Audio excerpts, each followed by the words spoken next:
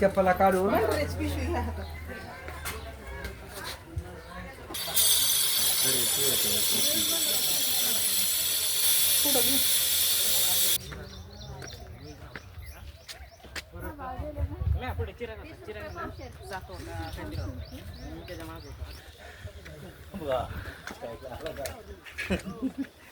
बरं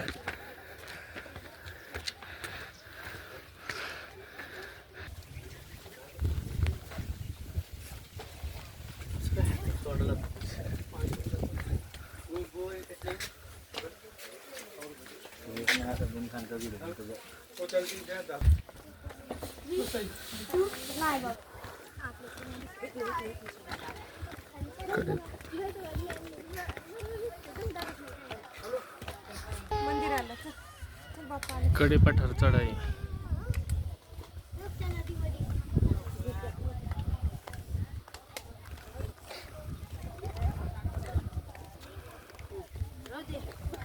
जेजुरी खंडोबाचे मंदिर.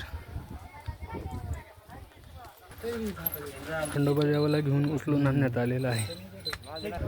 फायनली आपण 70% कडेपठार गड चढलेलो आहे. अजून थोडंसं पुढं बाकी आहे. या ठिकाणचा परिसर अत्यंत निसर्गरम्य आहे. तसंच वातावरण पावसाचं झालेलं आहे. कडेपठार गड चढत असताना आपल्याला अत्यंत दुर्मिळ प्राणी भेटलेला आहे. कडेपठार गडावरून जेजुरीचा परिसर या पद्धतीने दिसत आहे.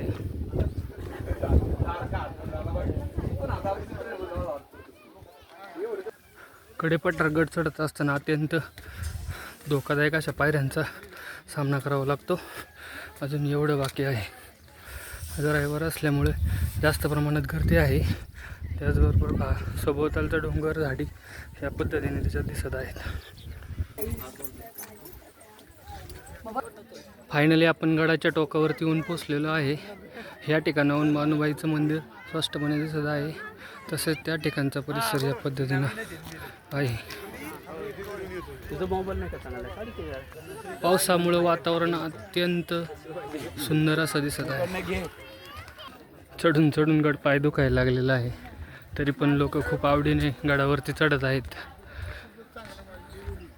फायनली आपण एवढा डोंगर चढून मंदिराच्या गेटपर्यंत पोचलेलो आहोत. अशा पद्धतीने आपण मंदिरापर्यंत पोचलेलो आहोत. मंदिराच्या आजूबाजूचा परिसर अत्यंत निसर्गरम्य आहे. लोक या ठिकाणी विसावा घेत आहेत. तसेच ही घंटा खूप छान वाटत आहे. अशा पद्धतीने आपण फायनली मंदिरापर्यंत पोचलेलो आहोत. हे मंदिर आहे खंडोबा देवाच्या मंदिरासारखंच बांधलेलं मंदिर आहे. या ठिकाणी भक्तगण खूप मोठ्या प्रमाणात उपस्थित आहेत.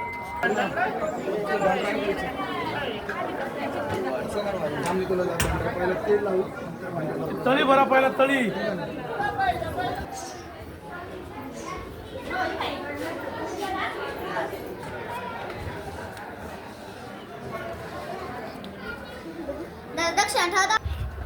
पंचलिंग महादेवाचं मंदिर गडावरचं.